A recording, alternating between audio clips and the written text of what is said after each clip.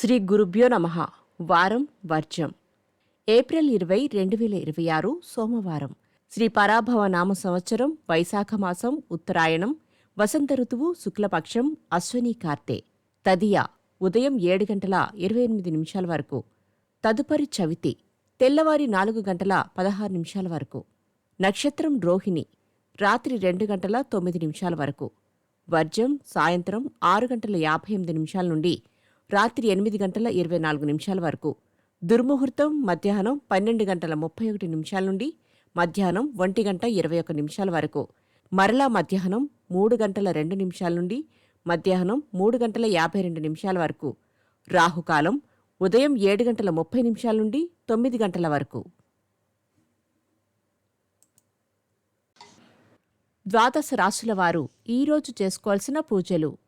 నవగ్రహ స్తోత్రం చదివి శివాలయం దర్శనం చేయండి. ద్వాదశ రాశులు. మేషరాశి. సుదూర ప్రాంత వ్యవహారాలు అనుకూలంగా ఉంటాయి. కుటుంబంలోని పెద్దల నుండి సలహాలు తీసుకుంటారు. వృషభరాశి. అత్యంత అనుకూల వాతావరణంలోనూ ప్రతి పనిలోనూ ఉత్సాహంతో ముందుకు వెళ్ళగలుగుతారు. వాహన సౌఖ్యం. మిథున రాశి.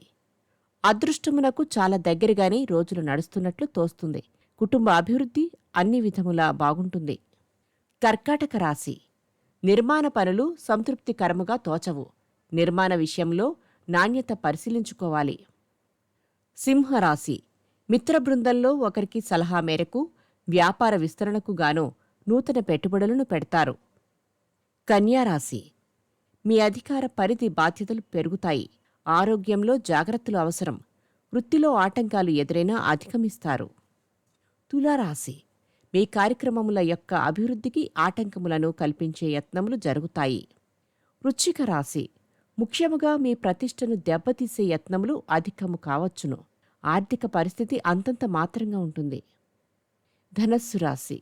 ప్రయోజనములు తాత్కాలికముగా మీ చేతికి అందకపోయినా ఉనికికి మాత్రము ముప్పు లేదు. శుభవార్తలు అందుకుంటారు. మకర రాశి. సంతాన పురోభివృద్ధి మానసిక ప్రశాంతతకు కారణమవుతుంది. ఆర్థికంగా చెప్పుకోదగిన ఒడిదుడుకులు ఉండవు. కుంభరాశి. ఓర్పు నేర్పులతోటి కార్యసాధన అవుతుంది. కొన్ని విప్లవాత్మక నిర్ణయాలు తీసుకుని లాభపడతారు. వస్త్రలాభం. మీనరాశి.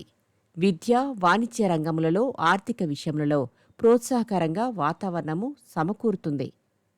నమస్కారం.